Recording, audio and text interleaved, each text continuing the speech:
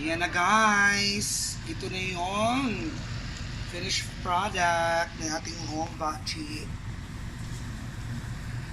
Yan. Kumukulo pa guys. Hindi pa masyadong Gusto ko maging sticky siya. Yung talagang sticky siya na may samis na maluto, humok ba, malambot. Yan. Yan guys. Lagyan natin ng kunting sabaw jet para mas lalong yummy yummy.